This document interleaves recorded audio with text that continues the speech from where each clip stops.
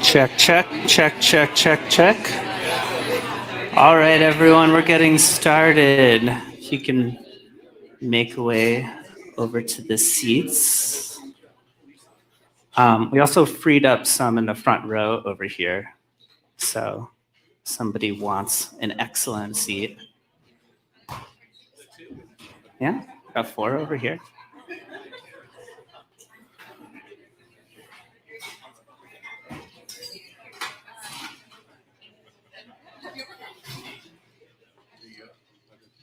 All right, we've got 3 more over here. If anybody wants a seat. Yeah, right here.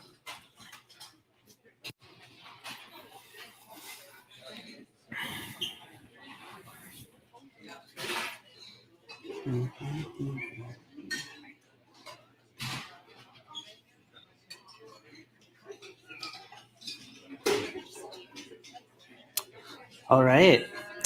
Hi, everyone.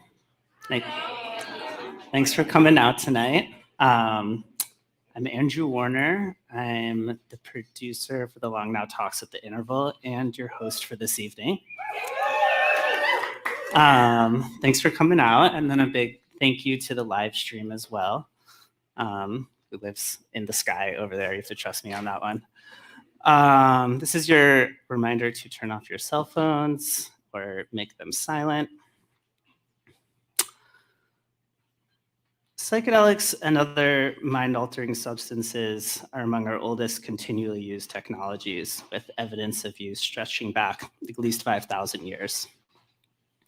Today, they remain hotly contested and are wildly popular despite a 50-year war on drugs. That's done nothing to mitigate that. Here to help us look at that past, explain the present, and reveal possible futures is Ismail Ali. Welcome, Ismail.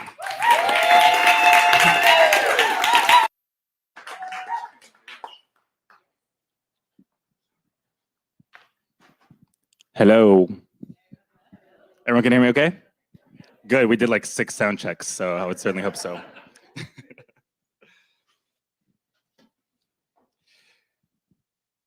So before I get started talking, I would love to invite everyone to take a breath with me. So if you're open and it's possible, I might suggest that we close our eyes And if you feel comfortable and you can, go ahead and put your feet on the ground. Maybe take a brief moment to settle into your body.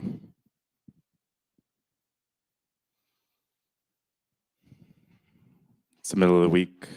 Many of us have had long days.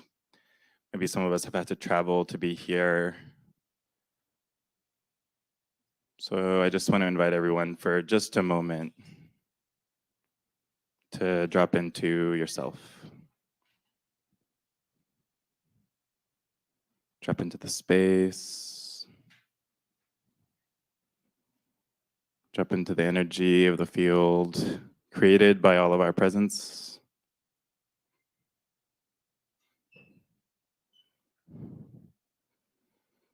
And just drop into the moment.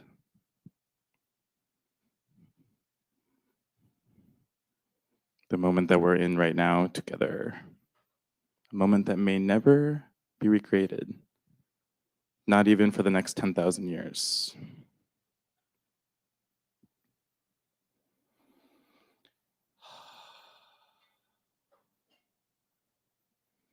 Thank you. Feel free to start bringing yourself back.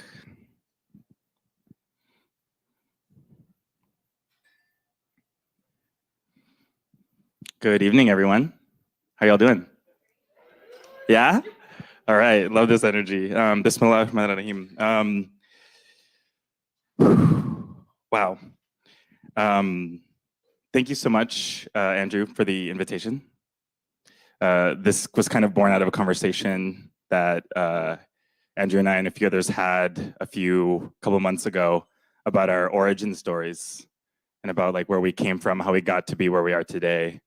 I'll share a bit about my origin story as we start, but I just want to appreciate the arc of new friends and the opportunity to have conversations like these in rooms full of amazing people like this. I feel very grateful for that.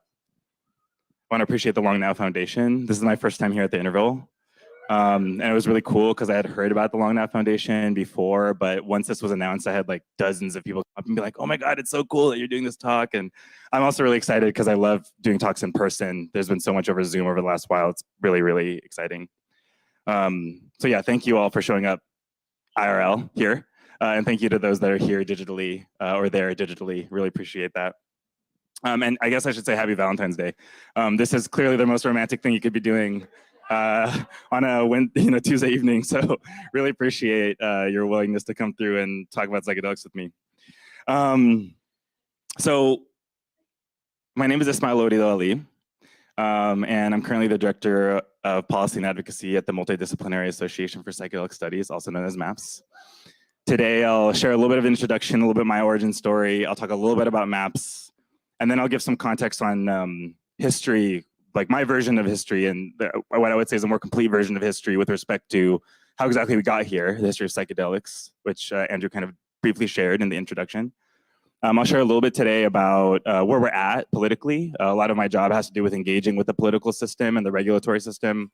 So I'll give a bit of an overview of that. And then I'll close with just a few thoughts about what I think we could do or where we might be going.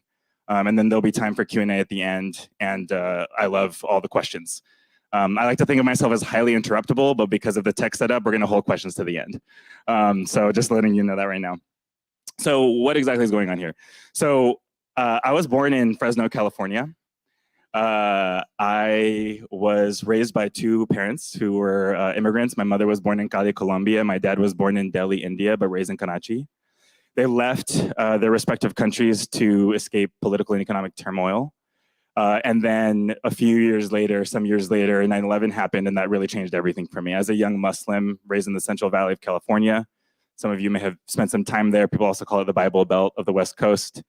It was really interesting to immediately be kind of thrust, I like to say, politically socialized without my consent. As a person who was a Muslim kid, multiracial, multicultural, and just like realizing that there was this larger arc of history that was happening around me. And I was kind of forced into that understanding at a really young age.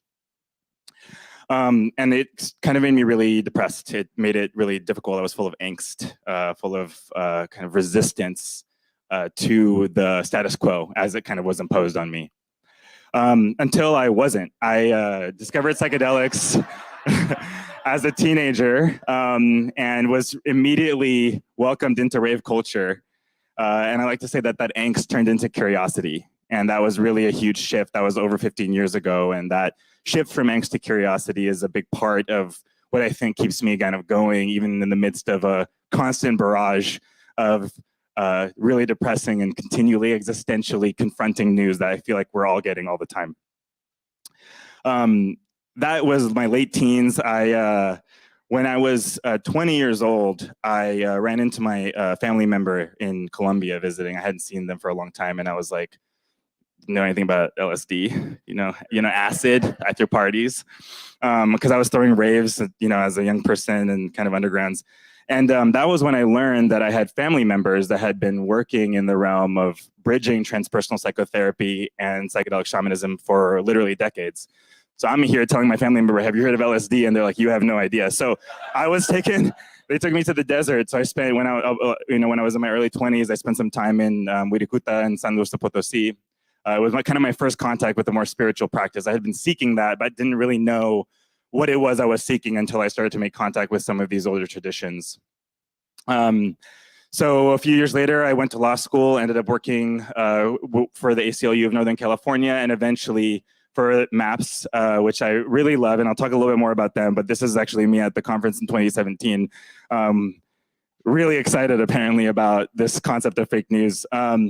And over the last few years, have kind of moved into a place where I feel very grateful for, I get to be in conversation as an educator about psychedelics to the public, to professionals like lawyers and doctors, but also to legislators. I spend a lot of time now speaking with people who are elected, both in the United States and as well as around the world, around like what psychedelics are, how they work, and in many cases, as I can go into more later, how to talk about them without sounding crazy. And there are a lot of people who are interested and who are kind of interested in the closet, but what's happening is that the barrier to entry to talking about psychedelics is starting to reduce. So it's getting easier and easier to talk about that publicly, and I'll go more into that. So really briefly, I'll talk a little bit about MAPS. I think a lot of you may be familiar, but MAPS is a nonprofit that was founded in 01986. I don't know what the naming convention is when you add the 0, but I thought that'd be cute.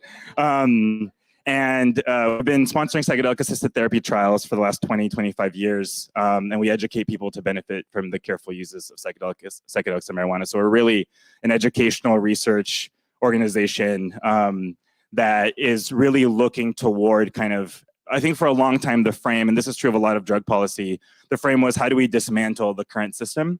And what I've realized and a lot of what MAPS works on, and what I work on with my colleagues that are here in other places, is the kind of the building of the alternative infrastructure. Like, what is it that we go to?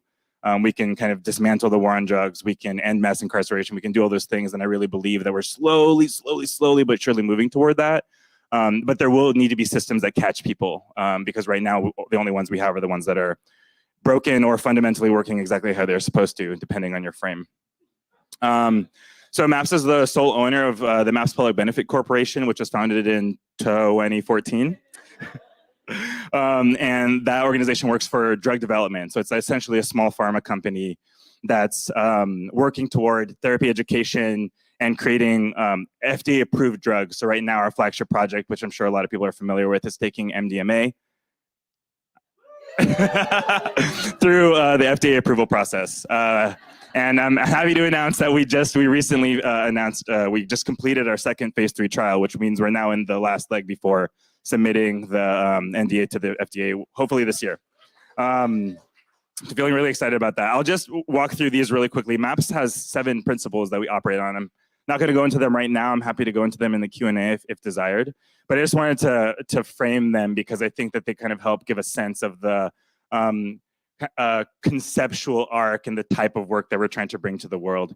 Healing for all, prioritizing public benefit, open science, open books. I love this one because I'm all about how do we make things accessible to the public that are usually esoteric, unavailable knowledge. Set the setting. Some of you are familiar with the concept of set and setting, but we kind of believe in this idea of setting the setting. Like we're actually building out the setting in which political change, prohibition will change, and so on as we speak. So there's this idea that we actually have some agency there. This idea of consciousness without criminalization. I'll talk a little about criminalization and decriminalization specifically later on. this idea of being the bridge, we have a really wide, kind of a wide umbrella under which we work. And you can imagine, and as you've seen more and more politically, and I think Andrew and I will talk about this a bit in the Q&A, the type of people that are attracted to psychedelics, it's not really just one type of person anymore. There was that concept for a long time, but that's really not true. I think it never was, but there's this idea that there's a particular type of person who like looks a certain way and maybe smells a certain way that's into them, but that's really starting to change. And the final one is my favorite, which is seeing past the paradox, which is just a general concept when we approach these big, complex questions that relate to criminalization in our future and where we go from here. So I'm gonna talk a little bit about history. Everyone good so far? I'm talking a bit fast. I have a lot to cover. I wanna give space, okay. I want to talk a little bit about history because a lot of people, when they think about drug policy reform and when they're thinking about these concepts, they tend to start that clock in about 1971 when the Controlled Substances Act was passed, which is a perfectly valid spot. But I want to zoom way back and just give a few kind of milestones before we even get to 1970, just to frame like my understanding and how I think about psychedelics and the current status of where we're at. So I think a lot of people know this. Psychedelics have been used, psychoactive plants and fungi have been used throughout history. There's evidence going back literally thousands and thousands of years.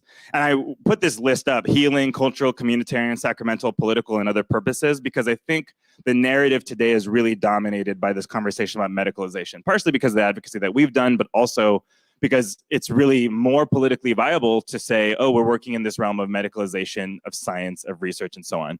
So there's kind of this, not only that, but there's also this extreme need and desperation around mental health solutions.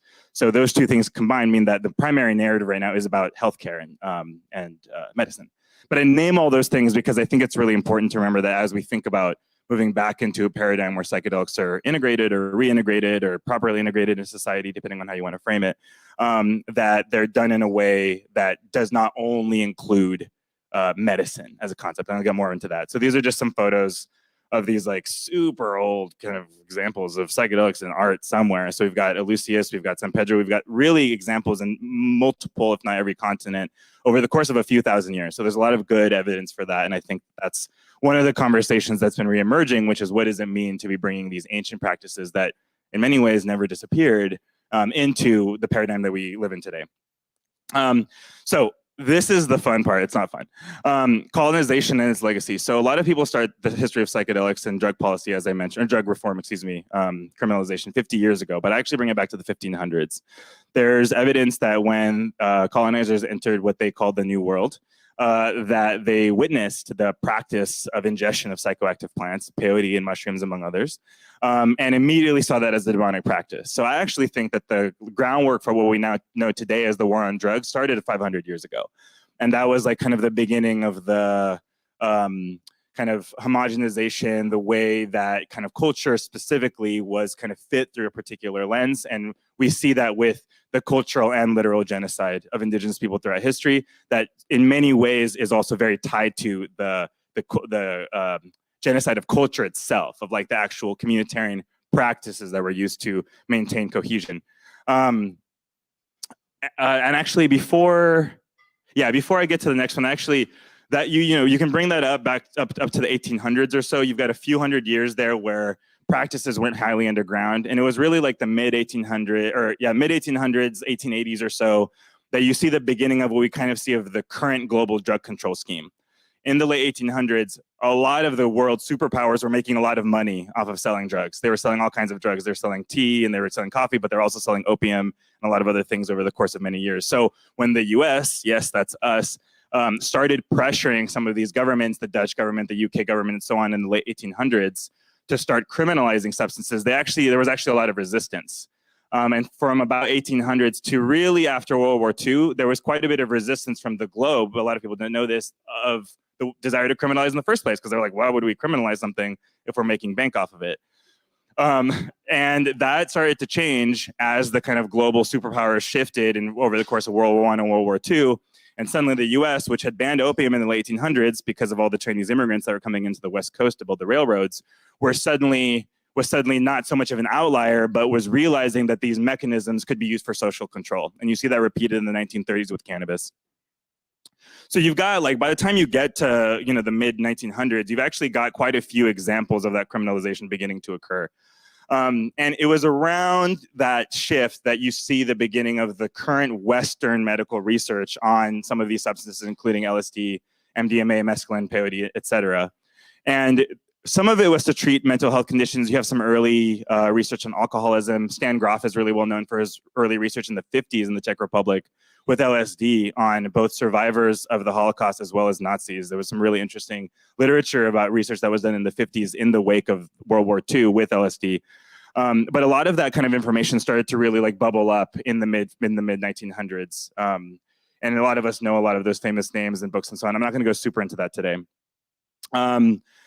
The next, oh yeah, so by 1951, there's over 100 articles, and a lot of people maybe aren't super aware that a lot of research was happening really fast. People were really excited about acid, you know, they really were. They really were. It was like nothing else they had seen before, you know, like, or, you know, people thought that at least. So there was a lot of, there was just a lot of like potential and and there's a whole shadow history that I'm sure a lot of people know about that I'm not going to go into today around its use in the CIA, its use in mind control. I'm not going to talk about that today. That's really its own conversation, but it's worth getting into if you don't already know. So bringing us back up to the 1960s. So that criminalization that had started with various tax acts and various other kinds of restrictions begins to be encoded into law. And actually, I think California criminalized LSD in 67, I want to say. It was a little bit before the Controlled Substances Act was passed. So you kind of start to see a little bit of that groundwork being set early on. And it was really 1971 that this was encoded into law. And then all this started to happen. Scientific inquiry quashed. Tens of millions of people. This is like funny, but it's really not. It's actually horrible. And it's what's been happening for the last 50 years. Millions of people are incarcerated. Hundreds of thousands of people are killed. And I want to just pause here because I mentioned earlier that my mom's family is from Colombia. The reason that they left in 1986 was because the violence in Cali was so bad that people would tattoo or wear their blood type on them because there were so many people who had to get sent to the hospital. And I want to say that because it's really important. It is important to talk about incarceration and so on, but I really like to remind people that the war on drugs is a global effort. And the US really led it. And there's really good literature about how the US pressured the rest of the world and the UN and so on to do that. But I just want to mention that like the cost of our cheap access to great drugs here in California, like really does have a violent tail. Like a lot of these drugs that are manufactured in other parts of the world actually have an impact on people. And that has caused a lot of challenge and literal violence in many places over the course of history and currently. And of course, it's really expensive. We spend a ton of money on enforcing stuff.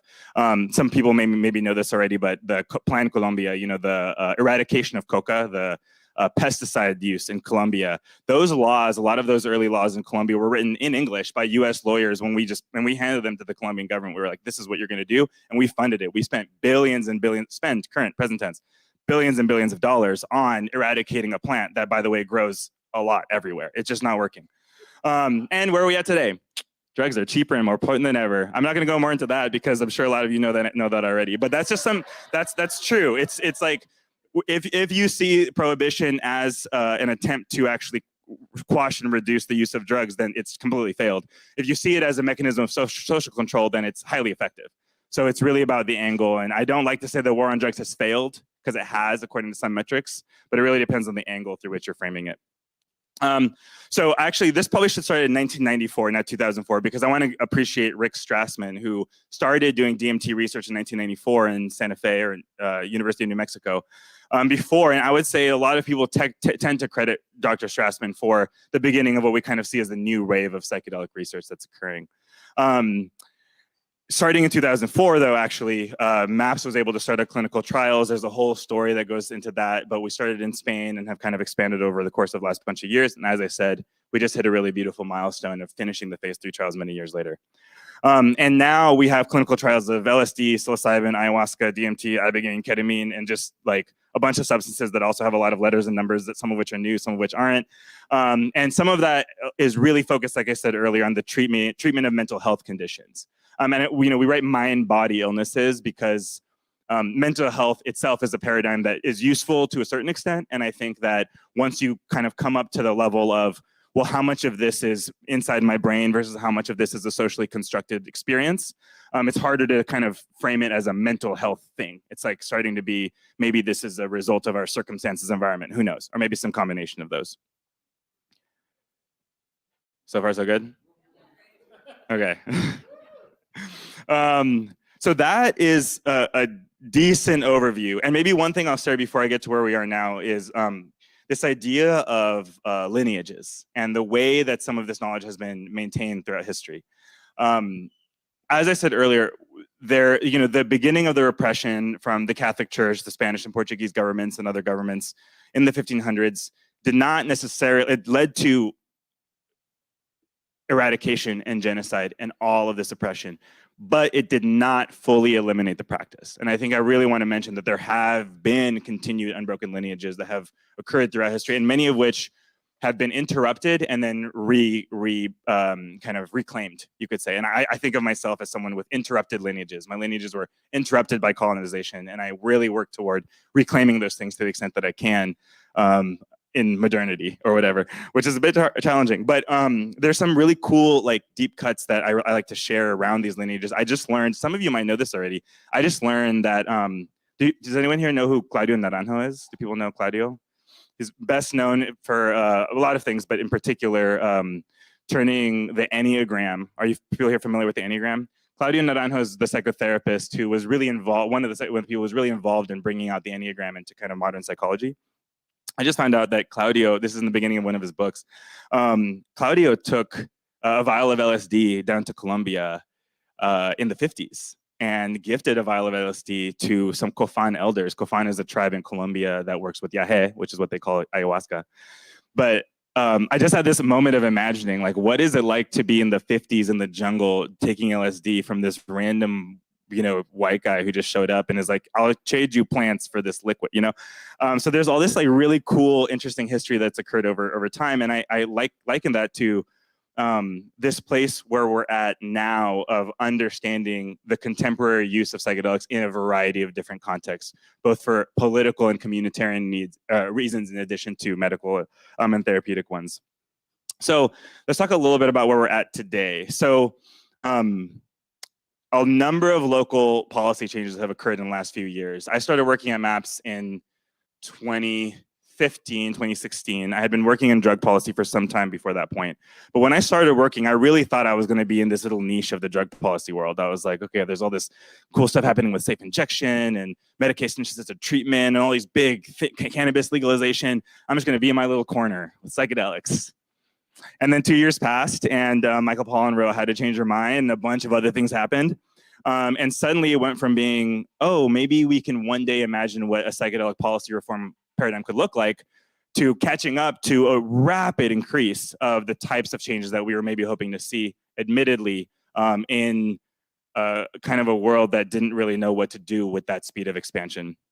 So in 2020, a lot of you know this already, Oregon voters approved a measure, two measures actually, measures 110 and 109, to decriminalize the personal use of most drugs, I should say most, not all actually, and develop state legal access to psilocybin treatments in regulated centers. So I was on the equity subcommittee of that program of the OPAB, Oregon Psilocybin Advisory Board, up until just recently. And that program, while being passed in 2020, had a 2-year incubation period, you could say, like a pre-implementation. And I imagine that people will start getting treated under that framework in about 2 months is like really where we're at. Officially started at the beginning of this year, but they have to train people.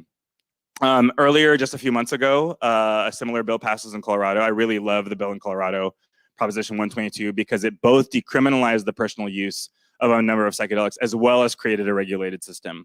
And as someone who's really committed to decriminalization and moving away from the criminalization of these substances, trying to find a balance where you can have freedom to grow it yourself in your home, but also a regulated system, if that's what you want, can be really helpful and really informative in that. And of course, since 2019, especially, a number of cities have considered drug policy reform. I have to put like kind of policy nerd hat on here real quick. There's a lot of confusing media that talks about decriminalization. Criminal law tends to be enforced at the state level, state and federal level. Cities don't enforce them. They have law enforcement but the actual enforcement of the law happens at the state level. The reason that's relevant is because a lot of cities that have been getting a lot of news, including Oakland, including San Francisco, have deprioritized enforcement, which basically means that the city isn't supposed to be spending money on enforcing laws related to that. That's not quite the same thing as decriminalization, which is what we're going for with SB 58 in California, which is reintroduced this year, as well as other bills, including the one in Colorado, that are really like taking the activity out of the criminal code at the state level, which removes that tool from the prosecutor to do so. Federal government could still get involved if they want, and that's a rabbit hole. Maybe we can go down the Q&A if we want. But basically, the federal government right now seems to be relatively wait and see about the things that are happening, which is very different from what it was like with cannabis, 20 years ago, as I'm sure a lot of you know. And this is an exciting one for those of us that are kind of in the research world. There's been a total freeze on federal funding for a really long time. And the NIH, National Institute of Health, and other federal entities are beginning to slowly put money toward research, which is a really big deal because up until this point, most of the research has been funded by philanthropy and a little bit increasingly by other kinds of investment, although that's fairly recent. So this year, what's going on this year? We're hoping that MDMA-assisted therapy will be considered by the FDA. That's a really big milestone that we're really excited about at MAPS. And also, it's a big deal for the field because it would kind of be the beginning of what I anticipate and what we anticipate will be a wave of many substances with multiple organizations that are all kind of looking at how could they be incorporated into healthcare? Is it possible? If so, how? And I do think that there will be more substances and indications that enter phase 3 trials, if not this year, then very soon. And without going too much into it, there's 3 phases with FDA. So the third one is the last one, which is a good sign.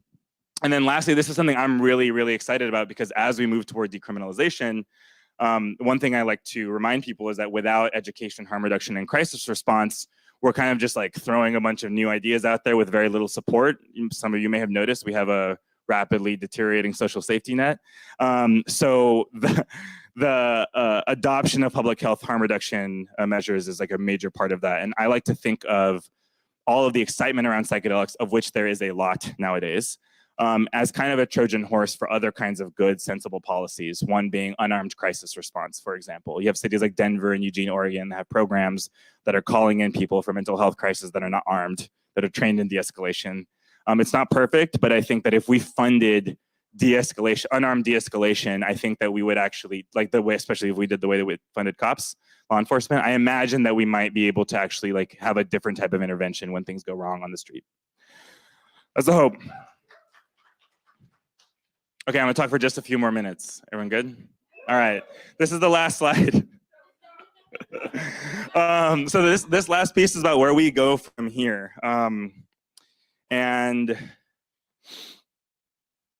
first off, I'll say that I'm really excited about the possibility of passing SB 58 in California. We'll see, for those that you were following, SB 519 was introduced by Senator Scott Wiener in December, January 2021.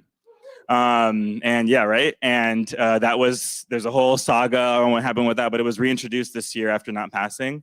It's a little bit, a little bit simplified. There's a few things that I don't love about it, like they took ketamine out. Why wouldn't you decriminalize? No, I mean, just to go down the tiny rabbit hole, like if you're decriminalizing drugs for a public health reason, the mushrooms are not the things that are causing the overdoses. People see mushrooms and like, oh, this is a mushroom. It's actually imperative. It's kind of counterintuitive, but it's actually imperative to decriminalize the white powders because that's the stuff that gets adulterated. That's the stuff that people actually have dangerous experiences of. It's kind of a sunlight effect. Suddenly, if the drug use is decriminalized, if assault happens, or if there's another crime, another thing that happens, suddenly the people who are using the drugs aren't afraid of their own or being implicated in a crime. Suddenly they can say, oh, this thing went wrong. And I feel safe bringing that up and actually having some sort of response to it. Right now, a lot of impacts are disincentivized, or reporting a lot of negative impacts is disincentivized because people don't feel like they can safely talk about something that happened while drugs were involved. So yeah, it's like funny, but it's also very serious. It's completely serious that like the overdose crisis, that there's a very constant increase in adulteration, the quality of drugs, cheaper and better, but also scarier in many ways. So just to close, I like to think a lot, and one of the things that inspired this conversation is this idea of like, what would a wholesome drug culture look like? One thing that I can share more if desired, but that I feel really proud and excited about is as part of the articulation of this lineage, this family history that I have that has given me so much and allowed me to feel so clear and with like kind of this arc that I feel like I'm participating along with a lot of people here, is the possibility of not having drug use and this process of healing and personal growth and expansion to be something that has to happen in the shadows. There's a lot of value in the shadow, and I encourage everybody to look closely at yours. But I do think that the fact that psychedelics have been, and other drugs have been so stigmatized over such a long time means that it's really hard to have mature conversations about them. And it's very easy to like fall into the realm of tropes, and I get that all the time in my work. People are constantly like in that kind of trope stigma world, and it's actually quite radical to demystify some of that and make room for these other ways of being that involve family related work, that involve wholesomeness and wholeness. I like to think of it as doing drugs with dignity. And is it possible to have a relationship with these substances that actually allows me to be a dignified person? Maybe I'll close with a little anecdote, because I think it gets to what I'm hoping to see, in addition to custom LSD stores. It would be, I started working, my mother passed away 10 years ago, and she had cancer for 12 years. And it was actually shortly after that I left Fresno to come up here to the Bay Area to start law school. And I feel one of the things that occurred in the wake of her passing was, like it has happened to many families, is like this rupture. She was really like this social major center of our kind of collective social experience. And we experienced a lot of grief as a result of her passing. And in 2015, partially because of these relational connections and this growth, my family started drinking ayahuasca together. My grandmother, my aunts, my cousins, my brothers, 3 generations. We've now been doing that every few years. And I bring this up, even though I could make a lot of like kind of off-color jokes, I'm sure, because the experience of working with my family in that context has really showed me that this idea of psychedelics as this wholesome vitamin, nutrient as part of our experience, something that's been part of our experience of consciousness and collectivism and community for so many years, is that it's actually possible to bring that back and to make it something that's not just, I was gonna say not scary. I don't think it's possible to make psychedelics not scary. There's always gonna be a little bit of that. But certainly something that doesn't have to be so stigmatized, so pushed out to the margins, something that's so difficult to actually have a mature conversation about. Because one of the things that I've noticed talking about psychedelics with so many people is that ultimately a lot of conversations we have about psychedelics are not about psychedelics. They're about grief, they're about trauma, they're about expansion, they're about community, they're about connection, they're about all the things that psychedelics might help reveal.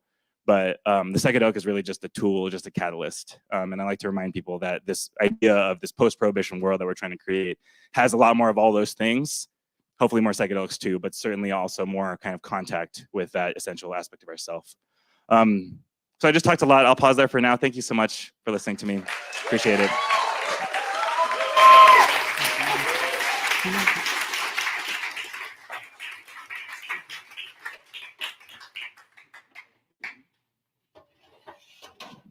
Check, check. All right. We're gonna do some questions. I'm gonna ask a few questions myself first.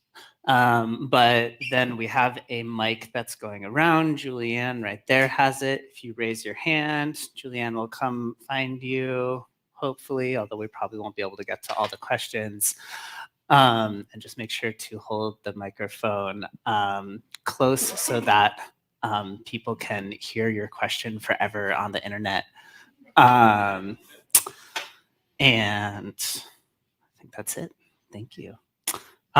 So this talk came from a conversation where we were, this idea of doing this talk, where we were talking about the difficulty of studying something or working with something that in history maybe didn't fit into a nice category. So if you try to study religion, for example, if you go back in time and look at early religion, you find that it often was simultaneously religious or celebratory or economic and or artistic, and the sort of category of religion itself fails. And psychedelics seems to sort of have that same property.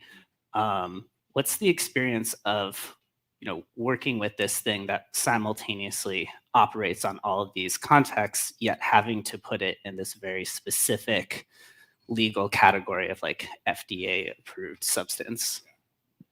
Yeah, thanks for the question. One thing that I didn't get into is like these different legal categories, and how right now in the United States, you really have got two options. Either it's medicine, FDA approved through the proper channels, or it's a sacrament.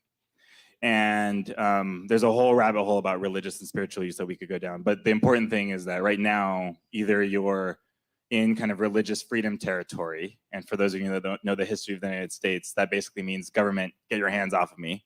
The religious freedom, the kind of sacramental spiritual use is like, we're over here doing our own thing. Or there's a treated indication and there's a thing that it treats and it's a treatment. So it is interesting to watch, like I kind of was saying at the beginning, psychedelics, which as you said, have this like super wide history and present of kind of modalities and frameworks of use trying to fit into that box. And maybe one simple thing is like right now, if you have a church or if you're working in the realm of kind of sacramental use, you better not be making medical claims. You can't be saying, oh, this spiritual practice is going to cure X, Y, Z. And if you're in medicine, there's a lot of skepticism about talking about spirituality. Less and less, that's changing. You're seeing a lot more integrative medicine start to kind of see those overlaps. But it does kind of require this kind of siloing. And part of the reason I'm glad you asked that, and why I always talk about those different uses, is because if you're just looking at the media or you're just looking at kind of what's up, you wouldn't know that those boundaries are way blurrier than we kind of have to pretend like they are. So there is kind of this like, yeah, they can be used as medicine and they are called that and utilized that way. But it starts to get fuzzy when you're like, oh, what am I trying to treat? Like and that's what I was saying earlier on mental health conditions. Like, what do we call, like, what is depression? What are these things? What are these phenomena that we experience through the lens of like the DSM-5 or whatever, Cool, thanks. So you've been going the medical route, but like the American medical system is sort of like notoriously flawed, like often just straight up horrifying. Like why go the pharmaceutical route when there's so much like big business, big money, and sort of like scary entities that going on there? Yeah, it's a really good question. I'll share first a little bit of like the way that Rick Doblin, the founder of MAPS, frames it, which is this idea, because keep in mind that this organization was started in 01986, which means that a lot of those opportunities like that we kind of see now just didn't exist at that time. And you can kind of see the arc with cannabis, where the beginning of understanding it as a medical tool, before even Prop 215 in 96 here in California. I'm sure a lot of you are familiar with that history, but even before that, you had this idea like, oh, cannabis might be a medicine, for AIDS wasting syndrome or for cancer, or these different indications. And now, like, even though there's a lot of flaws that I can point out with the cannabis industry, there is this level that like, oh, normalizing it as a treatment maybe is a way to get into people's heads that, oh, maybe it's not as scary as a lot of other, as it's kind of being treated. So that's the one, I would say, strategic justification. But your point is well taken, and I agree that and especially now, we can really feel, I'm sure folks that are tracking, like you can really see how coming closer and closer to kind of the formal healthcare system is coming at this really scary cost, because suddenly we have to deal with insurance, suddenly we have to deal with all of these kind of regulatory frameworks and all of these economic realities that kind of have created the monster that is American healthcare right now. And I tried to remember, it's sometimes easier than others, but try to remind people that in order to move toward really equitable access, even through a purely medical mental health frame, we actually like have a lot of other reform that needs to happen, whether it's with the insurance system or the other pieces. And just one interesting anecdote is we're working simultaneously in the US and Europe, and it's really interesting to see how in Europe, because a lot of countries have their kind of internal healthcare systems, the kind of logic or the calculus that's used to determine whether or not a drug should be approved is quite different, because there's this whole aspect that's sort of taken off the table in certain places in Europe where they actually are thinking about affordability in a way that you don't really see American healthcare systems do it. So I guess the TLDR of that whole thing is there are a lot of big costs and risks of engaging with the US healthcare system. I feel hyper aware of the way that limits accessibility, and the way that I personally balance that on like the policy advocacy side is by making sure that we have other points of access, whether it's sacramental use, decriminalized personal use and home grow, regulated adult use outside of medicine. I think that I'm a person that believes in a lot of on-ramps and a lot of off-ramps. I think healthcare is one really important place to go, because a lot of people will not go to underground practitioners. They need to go to a psychiatrist. They will not. And a lot of people I know that, don't want to go to an underground practitioner, like really want to go to a psychiatrist, or vice versa, or people who really will never go to a psychiatrist will only go to underground practitioners. So I really see it as one element in the toolkit, with all the big caveats and risks that you were describing. Yeah. Okay, thanks. We've been talking about the medical route, but there is this whole religious route you mentioned. So, our new conservative Supreme Court has been using the religious freedom exemption to like roll back some civil liberties. Is there, with this sort of new framing of religious freedom that we're probably going to see over the next few years, does that change anything in this space? This is a very interesting question, because this is a very classic strange bedfellows kind of situation, where the increased protections for religious practice in the US that have, by the Supreme Court and others, overwhelmingly been used to benefit reactionary religious practice, have also been the same arguments that have been used to permit sacramental use of entheogens. There's a major overlap in those two arguments. So what that means is that I don't want to call it like a deal with the devil, but there's certainly this level where because of the increased permissiveness that exists under the Religious Freedom Restoration Act and the current kind of constitutional religious freedom protections as they exist, there's this kind of thing where it's like, oh, every time more ground is given there's actually potentially a stronger argument to permit sacramental use of entheogenic, or practitioners who are working with entheogens in sacramental contexts, to also use those same benefits. I work very closely with some churches, some religious groups who work with entheogens, and it's definitely an area that, unlike medical use, which has like a really big regulatory framework that we're already kind of plugging into, the religious freedom world it's a little bit harder to define, and because the idea is like, oh, get the government out of it, it means that there's a lot more need for self-regulation, best practices, ethics within those communities, which is very different kind of from a positionality angle. And I guess just to end the answer to this, I'll say I wish that there were other mechanisms for protection of these practices, but right now, because it requires making exemptions to generally applicable laws, which is what we're seeing in these other places. You get these churches, the more reactionary ones are getting exemptions to like civil rights laws, like generally applicable laws. We're like, wait a minute, that's not cool. But then suddenly we want an exception from the Controlled Substances Act. So our drug use isn't considered drug use, it's considered a different thing. And it's one of those places where it's a legal argument framework, and we have to figure out like how close to the fire are we willing to get, recognizing that it's enhancing and engaging with these systems, these decisions as you described. Amazing. All right, I got one more, and then I'll let y'all ask questions. What about the dark side of psychedelics? So, there's historical reports of Viking berserkers eating the mushrooms before their raids and go kill a bunch of people. But also in modern times, you have MK Ultra, military applications, and then the most recent, sort of like right-wing acid head pandemic sort of horror thing. Will psychedelics free our mind? I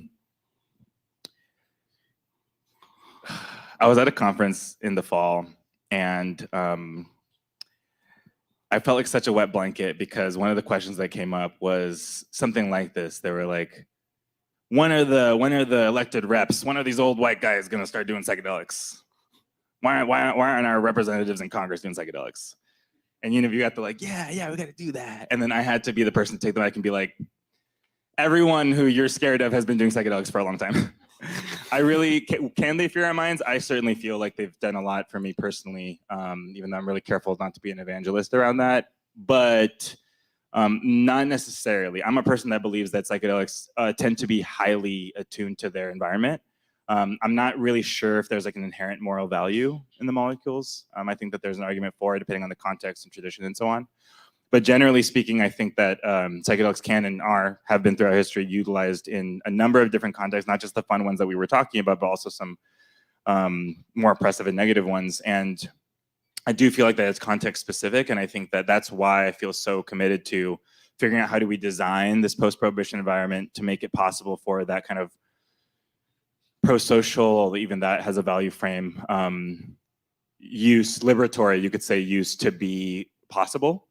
And I think one of the risks of kind of an unfettered, everything goes kind of framework is that you allow people to abuse and misuse that the power that comes with access to psychedelics and the mind states that kind of are brought with them, to use them in a way that's more harmful. So I try not to have like, I try not to be too starry-eyed about it because I do feel like that context really matters. And I do have concerns that without some groundwork, cultural, social, and so on, that they can and will be used to harm people, as they currently are in some contexts. So will they free our mind? I hope so, but I don't think it's that simple. And I think we actually need to be quite diligent about what it means for them to be coming into the world stage in such a visible way. They've always been there, but in such a visible way, in a way that they're now. Cool. All right. Got a question over here.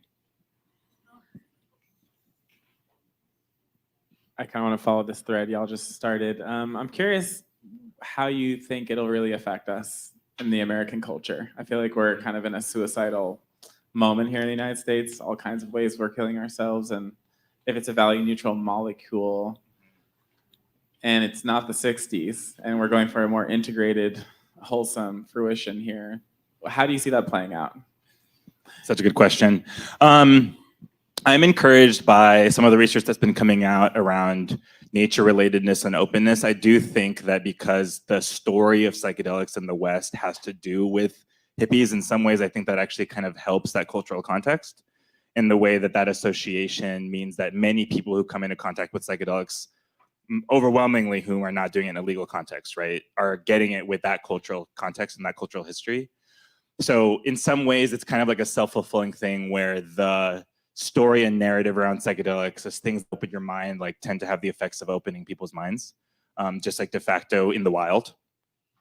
Of course, that's not always true, but so that's kind of the optimistic perspective. I think to your point about like the general suicidality of American culture, like that's a deep question that I think to me intersects a lot with kind of the hyper individualism of how we think about mental health in the first place. And one of the concerns to kind of Andrew, your earlier point about incorporating something into healthcare without giving all the rest of the context is that we kind of treat psychedelics as the silver bullet, as just another thing to consume, which you do see in some even amazing celebratory party cultures, you still see that.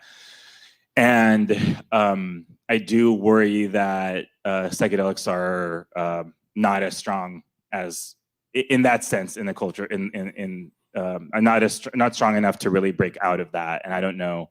I was at a conference some years ago, and someone asked a question about psychedelics and capitalism. What happens when they intersect? And someone brought up the anecdote that in the 80s, as you had the rise of televangelism, a lot of people thought that Christianity was stronger than capitalism, and they were like, it'll never get subsumed into that. So I try not to be like too hyper optimistic about the fact that psychedelics, whether or not they're neutral or however they fit, like can and will be incorporated into the monster of consumption that defines so many of our lives. And that is a concern that I have which is also why I fight for home grow, because if you can home grow, then a lot of that changes. But again, it's a longer conversation, but that shadow is very real. Got one over there. I was wondering if you could tell us a little bit more about the state law, the California state law, and particularly why ketamine got taken out of it. I find that interesting because Kaiser will give it to me, and I get ads for it on Facebook all the time. Let's talk about ketamine. So we were talking about this before because people are like, wait a minute, how am I getting Facebook ads? Like in what paradigm? I'll talk about the bill first to answer your question, then maybe I'll get on soapbox after that. So shortly after, Oregon voters passed measures 109 and 110 in November 2020. Senator Scott Wiener tweeted, actually, I want to pass a bill about psychedelics. And it was funny because it was kind of, we're all like, oh my God, like there's going to be a bill in California about psychedelics, let's do this. And there was a coalition that was brought together in early 2021. The original language of the bill decriminalized the personal use of 6 substances: psilocybin, DMT, ibogaine, mescaline, excluding mescaline from peyote, ketamine, MDMA, and LSD. So 7. And there are a number of changes that were made over the course of its kind of traversing through the various committees within the legislature and the assembly. And one of those changes was eventually all of the synthetics were taken out. So the version that was reintroduced this year just has DMT, psilocybin, mescaline, not from peyote, and ibogaine. So over the course of a couple of years, all of the synthetics were eventually taken out. But ketamine was the first. So ketamine has a reputation, although I think that it's over-indexed in law enforcement world as a date rape drug, and along with GHB and Rufinol. So, and that's based on DEA data that I did a lot of digging on and couldn't find the source for. But not to say it doesn't happen. I'm not trying to diminish that. I'm just like, there were a lot of claims that were being made early on about ketamine specifically. And an argument was made that, whoa, it's available legally, so why can't we just decriminalize it? And the reasoning ultimately, I think, boiled down to this idea that like white powders are really scary and synthetics are not something we can just create. We can just allow to be out there. And even with my like super anti-prohibitionist frame, there's some logic to that in the sense that people are not that afraid of growing cacti or mushrooms in their backyard or in their closet. But like once you start to talk about synthetics, if you don't have like a safe supply, like an actual supply mechanism, then suddenly you have labs in residential areas. Some of you may have seen there was an explosion in San Francisco last week. That was a BHO lab, an underground cannabis extraction lab that was in that home. So people are really afraid of that. And it was interesting because one of the issues that came up when I testified in the California State Legislature around this bill was the question came up, like, where did the drugs come from? And we're arguing the whole time, we're like, let us pass safe supply. Let us have a regulated like supply mechanism. But that was past the line that what people were willing to do, so we could only decriminalize personal use. But that is the paradox, which is like, why can't we get access to these things? Is because of this kind of supply and manufacture question. So that's the reasoning it was taken out. But just to say a little bit more about why I think it's a big problem that it was taken out is that, first off, one thing that I think a lot of legislators and maybe law enforcement aren't thinking of that's so intuitive is that I believe that if we were to decriminalize certain substances, you would actually reduce the adulteration of those substances, because you would disincentivize cutting those substances with a drug, especially if that other drug is still illegal. So if you decriminalize MDMA, suddenly it's really unlikely you'd get MDMA analogs on the street, because why would you sell a drug that's still sort of illegal if you could just sell the real thing? Of course, that's like kind of basic logic. It doesn't always work that way in the underground. It's not quite so simple. But that was kind of like the reasoning and the direction. And ultimately, the move toward keeping it to just plant-based substances was seen as being kind of more viable, as we saw in Colorado. So I think that will continue to be the first wave, is like where it's like purely plant-oriented. But I would like to see, from a pure public health perspective, white powders also get decriminalized, because those are the ones that are the most dangerous. Hi, you're talking about if it's legal, why would people buy it illegally? Well, look at the cannabis market. Oh, absolutely. The taxes and the costs of going to a dispensary versus your black market are why people still buy it illegally.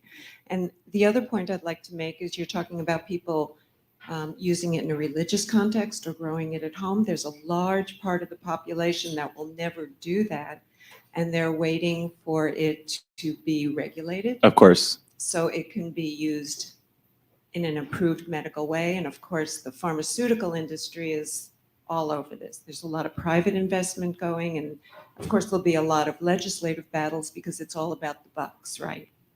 So I think there's a lot going on in that area.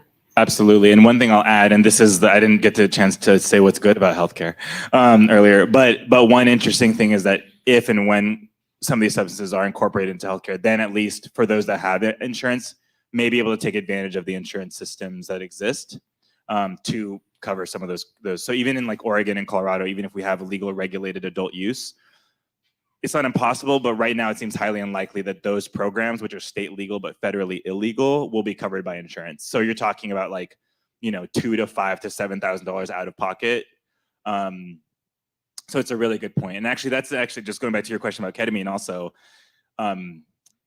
ketamine is approved by the WHO as an essential medicine. That means that it's kind of part of like the UN basically ensures that ketamine is available because it's one of the most effective pain medications. Opioids are really expensive, and most of the globe uses ketamine as pain management. It's about $1.80 a dose in the generic. So the other thing is that when Johnson Johnson came in and patented Spravato as ketamine and then hiked it up to $400 to $800 a dose, they were basically like, oh, we'll take on the kind of appropriate use of ketamine. And right now there is a move to get generic ketamine the same kind of approval through the FDA, so that so it's not just a single patented molecule that's available for the treatment of depression, but actually generic ketamine, which, like I said, is available literally everywhere. Can I share a fun anecdote about ketamine? Okay, it's related to this. So in the mid 2000s, ketamine as a recreational drug hit China. And in the mid 2000s, there was a really big move from the Chinese government at the UN level to move ketamine from Schedule 3, which is where it currently is, to Schedule 1 at the UN level. And without going into too much background, the UN treaties kind of define, which we, US highly influenced, kind of define the current drug control scheme. And there was a huge pushback from our very own George Soros and the Open Society Foundation, as well as a number of countries throughout the world, to ensure that ketamine stayed in Schedule 3. Because even though China was really worried about, the Chinese government was really worried about the recreational use of ketamine throughout the country, the fact that it's so needed as an essential medicine, the fact that opioids are so expensive and essentially unavailable in the global south, meant that there needed to continue to be some sort of pain management tool, which was ketamine. So there was this big counter response, and ketamine is still Schedule 3, it's still an essential medicine. But it's one of those things where you really see the clash of like the criminalization framework and the medical framework and the way that those things overlap or don't. Yeah, and maybe the last thing, sorry. The reason we can have ads about ketamine, the reason you're getting those ads is because when COVID started, restrictions that existed on healthcare to require an in-person healthcare appointment before the prescription of certain drugs were relaxed. So for the last few years, you have a paradigm in which telehealth suddenly is an acceptable front line. And that just meant that you've got like all of the like erectile dysfunction drugs and the anxiolytics and the amphetamines and the ketamine, like all of that stuff suddenly became available to be prescribed fully online. That could change. There's a bunch of news. You can follow it around like whether or not those provisions will continue to exist. There's a lot of pushback in both directions, but that's why we have mail order ketamine today. Whether or not that continues is a big open question. And I'll pause there. I can talk more about ketamine, but that's it for now.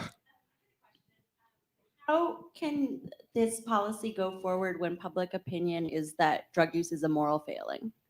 How is that going to be fixed? A lot of polling is happening. To start, a lot of polling is happening, especially in the states where you're seeing legislation move forward. And this year, I think that there will be a dozen bills introduced. There may already be a dozen bills introduced across the country. So what's happening is there's like the true believers that have been in it for a long time, and now, literally in the last 2 years, it went from being like, am I going to be a legislator that sticks my neck out for this issue, to being like, oh, I can't be the last one on this issue. That happened really fast. So I would slightly push back. That is the public opinion of public opinion, but it's not actually so true anymore. Partially because of the kind of the desperation, the need, and of course the narrative that I didn't even go into it. I won't too much today around like veterans and PTSD and survivors of sexual assault, and like we need to help people. How do we help people? So there's actually this kind of, which to me is a little bit scary, there's kind of a pendulum swinging to like too much hype. But you'd be surprised at how open people are now because they're getting so much, they're hearing so much about all of this hype. And I feel like part of our job at MAPS is to like keep it like, yeah, we're really excited too, but actually there's risks and we should talk about those risks and we should mitigate them by having crisis response and education, da, da, da, da. So yeah, that's changed fast. I'm not saying that there's a lot of people who still feel that way, but I would say rapidly decreasing. Now people are getting way too excited. Going to wrap up in a sec. I have a couple more. Do drugs come off Schedule 1 historically? I love this question.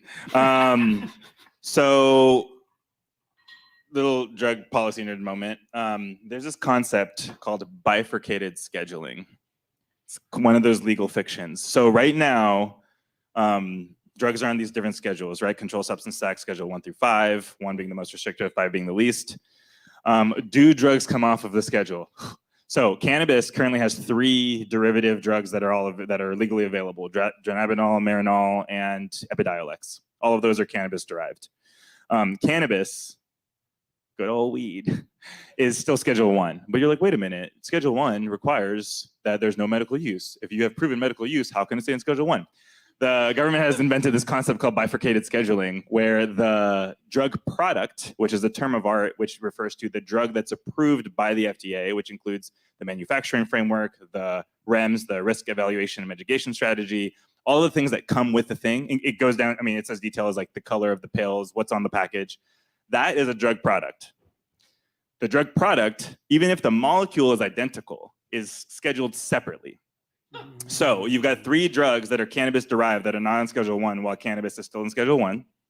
And our current theory is that with MDMA and with psilocybin, that really working against this, I'm not endorsing this, but it's very possible that the uncontrolled version of those drugs remains in Schedule 1 while the drug product gets placed in a schedule other than Schedule 1.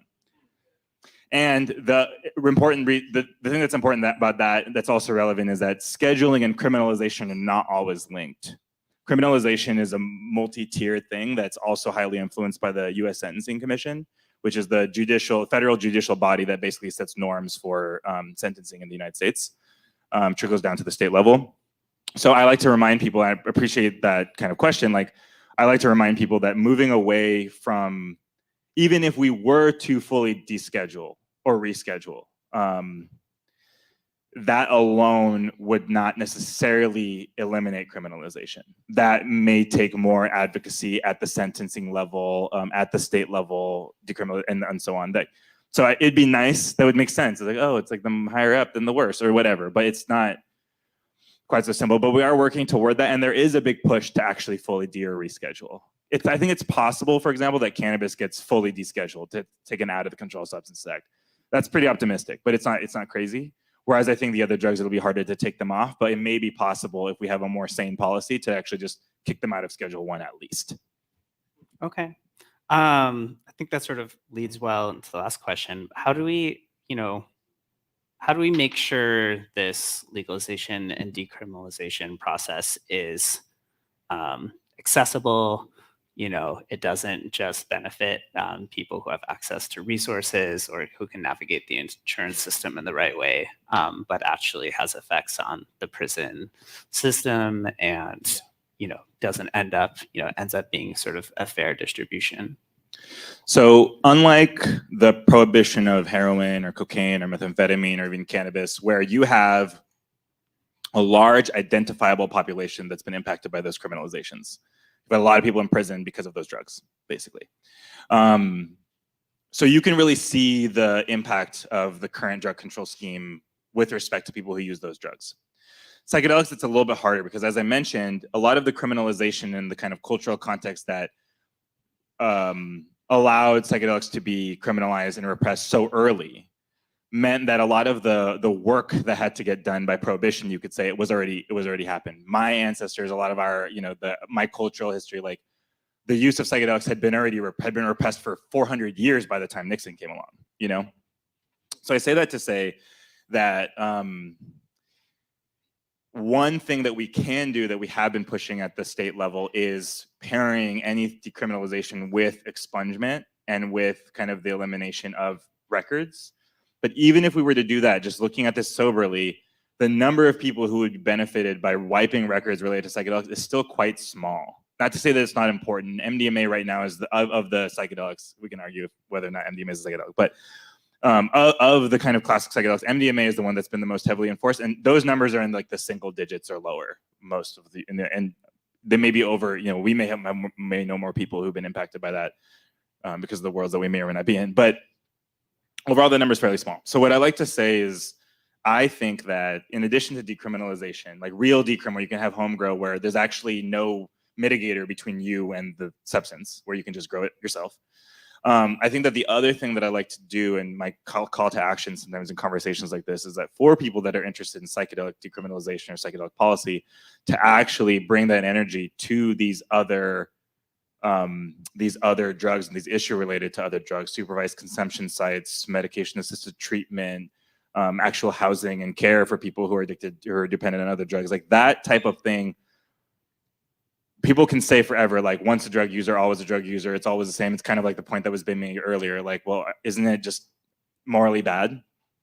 I think that until all people who choose to use drugs are able to be treated with dignity, we're just making gains on something that could always be pulled out from under our feet. So I do think that moving toward that really broad vision for a post-prohibition world that actually has access to healthcare and support and housing and environmental justice and all the other things that we really want to see. I think that, like, I like to say, like, pivot that energy that's focused on psychedelics and that comes out of that personal growth into these other places where we can bring justice. Because to me, if we don't, if we're not all free and working together to eradicate the stigma, then like it can always be turned against us in the long run. So I see that as like, we're all part of this together. Like, you can think of yourself as different from someone who's using fentanyl on the street, but the government doesn't. So we got to work for all of us if we're trying to do anything at all. All right. Thank you so much.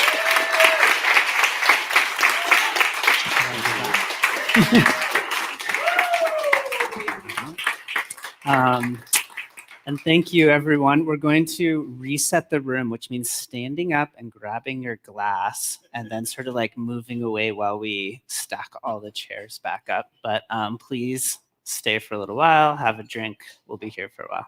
Thanks.